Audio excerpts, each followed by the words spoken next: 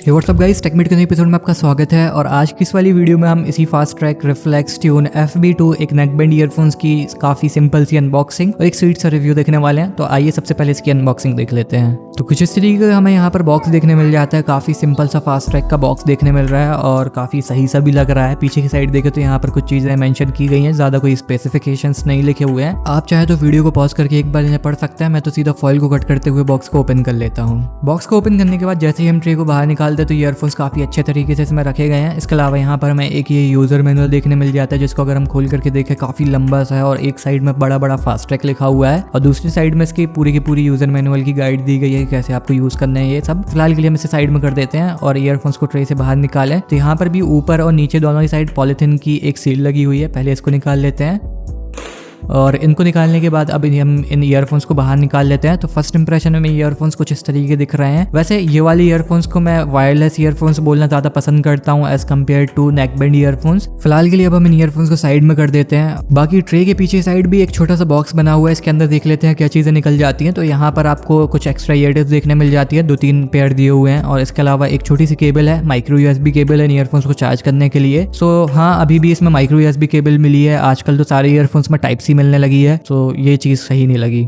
Okay, तो यहाँ पर हमारी अनबॉक्सिंग कंप्लीट हो जाती है। अब चलते हैं सीधा रिव्यू की तरफ।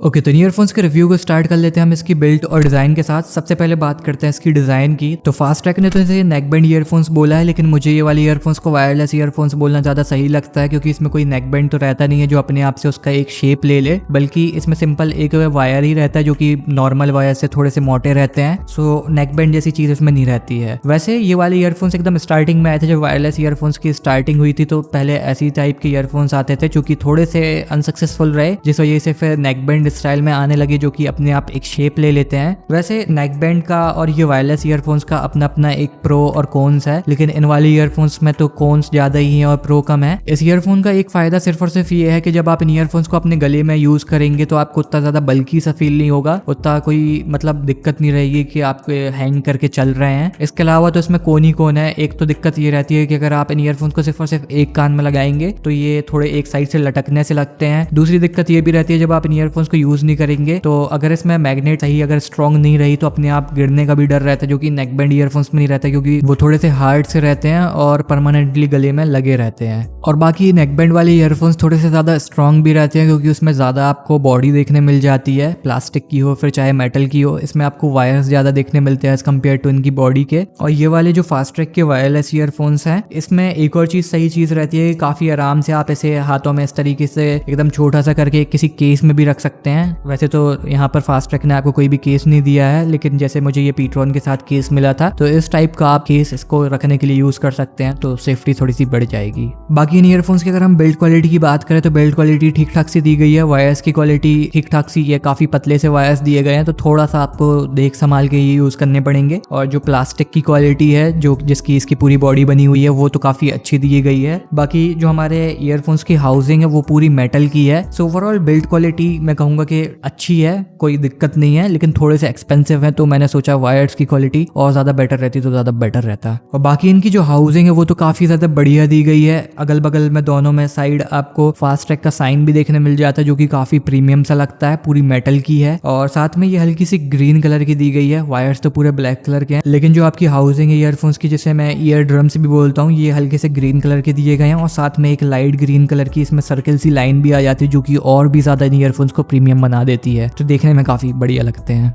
ओके, तो ईयरफोन्स की अगर हम फिटिंग और कंफर्ट की बात करें तो यहाँ पर ज्यादा कुछ बात करने को है नहीं, दोनों ही चीजें एकदम डिसेंट दी हुई हैं। इन ईयरफोन्स की अगर हम साउंड क्वालिटी की बात करें तो यहाँ पर ये वाले ईयरफोन्स काफी ज्यादा बढ़िया निकल करके आते हैं। वोकल्स एकदम क्लियर रहते हैं, इवन इसका जो बेस है वो भी काफी स्मूथ और सूथिंग सा फील होता है। ऐसा एकदम हार्ड वाला बेस नहीं दिया गया है, एकदम डिसेंट सा बेस मैं कहूंगा। ज्यादातर ईयरफोन्स में दिक्कत यह रहती है कि उनका जो ट्रबल रहता है उतना ज्यादा बढ़िया नहीं रहता, उतना रिच साउंड नहीं करता है, लेकिन इसका जो ट्रबल है वो काफी ज्यादा बढ़िया दिया गया है और जितनी भी झनकार वनकार वाली आवाजें हैं वो भी आपको एकदम क्लियरली सुनाई देंगी और काफी मजा आ जाएगा। साउंड क्वालिटी में सिर्फ एक चीज मुझे लगी है कि ट्रबल को ज्यादा बेटर करने की वजह से कुछ ज्यादा ही बूस्ट कर दिया है, जिस वजह से आप जब गाना सुनेंगे जिसमें ट्रबल ज्यादा रहता है या फिर झनकार वाली आवाजें थोड़ी ज्यादा रहती हैं, उस टाइम पे वोकल से ज्यादा आवाज झनकार की आने लगती है, तो ये चीज थोड़ी सही रहती है, ज्यादा बेटर रहता है। लेकिन स्टिल ओवरऑल जो साउंड क्वालिटी है वो काफी बढ़िया दी गई है। लोज, मिड्स, हाई सारी चीजें आपको एकदम बढ़िया सुनाई देंगी। ओके, इन ईयरफोन्स की अगर हम बटन्स की बात करते हैं, यहाँ पर आपको 4 बटन देखने मिलते हैं। एक पावर ऑन ऑफ का दिया गया है, प्ले पॉज के लिए अलग से बटन दिया गया है, पावर ऑन ऑफ वाले से नहीं करना पड़ेगा। इसके अलावा वॉल्यूम अप एंड डाउन का बटन दिया गया है। इन ईयरफोन से आप वॉइस असिस्टेंट को भी कॉल कर सकते हैं। इन ईयरफोन्स की अगर हम गेमिंग परफॉर्मेंस की बात करें तो गेमिंग के टाइम पे ज्यादा कोई दिक्कत नहीं है, मैंने पबजी जैसे गेम खेल करके देखे। सो ओवरऑल एक्सपीरियंस तो काफी बढ़िया था। लेकिन ये एक वायरलेस ईयरफोन्स है तो इसमें तो सिर्फ एक ही चीज है जो मेन प्रायोरिटी रहती है लोगों की, कि एक्चुअली में साउंड डिले तो नहीं आ रहा है, तो एकदम हल्का सा डिले रहता है। आप एकदम गौर से सुनेंगे तभी आपको समझ में आएगा। मतलब कि सिर्फ और सिर्फ AKM की जब गोली चलती है तो एक बार में 3-4 चल जाती हैं, तो हो सकता है कि सिर्फ और सिर्फ उन 3-4 में से एक गोली आपको देर में सुनाई दे, तो ओवरऑल उतनी कोई दिक्कत नहीं रहेगी, आप इसमें गेमिंग कर सकते हैं।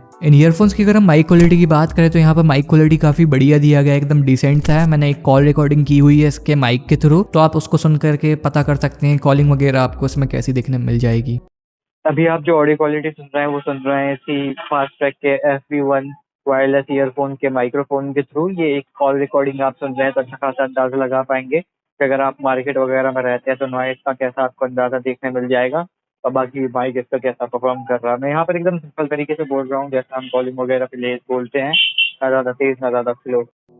ओके, तो इन ईयरफोन्स की अगर हम बैटरी लाइफ की बात करें तो बैटरी लाइफ यहाँ पर काफ़ी कम दी गई है। मैं कहूँगा सिर्फ और सिर्फ 8 आवर्स मेंशन की गई है और मुश्किल से मुश्किल 7 घंटे चलते हैं। और अभी 2021 का एकदम एंड चल रहा है और 2022 में ये 7 घंटे की बैटरी लाइफ तो मेरे हिसाब से काफ़ी ज़्यादा कम है। आजकल 20-22 घंटे वाली ईयरफोन्स आ रहे हैं, इवन OnePlus के हों फिर चाहे Realme के हों, सभी में 20 आवर्स से प्लस ही बैटरी लाइफ आपको देखने मिल जाती है और फास्ट चार्जिंग भी देखने मिल जाती है Type-C वाली। तो बैटरी, चार्जिंग और बैकअप दोनों ही चीज़ों में ये वाले ईयरफोन्स काफी ज्यादा पीछे हैं। एक फाइनल वर्डिक्ट की बात करें तो अगर आपको ये वाले ईयरफोन्स एक वायरलेस टाइप के ही चाहिए थे, नेकबैंड वाले नहीं चाहिए थे जो अपने आप अपना एक शेप ले लेते हैं, तो ये एकदम हाईली रिकमेंडेड रहेंगे आपके लिए क्योंकि साउंड क्वालिटी काफी बढ़िया है। सिर्फ एक चीज और आपको उसको लेते टाइम दिमाग में रखनी पड़ेगी कि इसमें बैटरी लाइफ काफी कम देखने मिल रही है एज कम्पेयर टू कॉम्पिटिशन। तो मेरे तरफ से वाले ईयरफोन्स ऐसा कुछ हाईली रिकमेंडेड नहीं है क्योंकि काफी ज्यादा ओवर प्राइस्ड से लगे। हाँ, मैंने माना कि साउंड क्वालिटी काफी ज्यादा बढ़िया है, लेकिन साउंड क्वालिटी तो बढ़िया कर दी फास्ट्रैक ने, लेकिन काफी सारी चीजों में कॉम्प्रोमाइज कर दिया, जैसे कि इसकी डिजाइन और इसकी जो बैटरी लाइफ है उसमें तो कुछ ज्यादा ही कॉम्प्रोमाइज कर दिया। तो अगर आपको एकदम ये वाली ईयरफोन्स ही परचेस करने हैं और साउंड क्वालिटी के बारे में आप देखने आए तो साउंड क्वालिटी एकदम बढ़िया देखने मिल जाती है, आप डेफिनेटली परचेस कर सकते हैं। और अगर आप मुझसे पूछोगे कि इससे बेटर अगर ऑप्शन कोई सा मिलेगा तो हाँ, OnePlus Bullets Wireless Z जो कि बेस एडिशन वाला है वो आप प्रेफर कर सकते हैं। उसमें बैटरी लाइफ ज्यादा बेटर देखने मिल जाएगी, नेकबैंड वाली डिजाइन देखने मिल जाएगी और इससे सस्ते भी मिल जाएंगे। ओवरऑल ये वाली ईयरफोन्स ऐसे कुछ खराब नहीं है, सिर्फ थोड़े से ओवर प्राइस से लगे। बस ये है कि फास्ट्रैक का ब्रांड है तो ये मुझे लगता है ब्रांडिंग के पैसे ले रहे हैं। बाकी आज की वीडियो में सिर्फ नहीं, अगर आपको वीडियो पसंद आई हो तो वीडियो को लाइक कीजिएगा, थोड़ी ज्यादा पसंद आई हो चैनल को सब्सक्राइब कीजिएगा और मैं आपसे मिलूंगा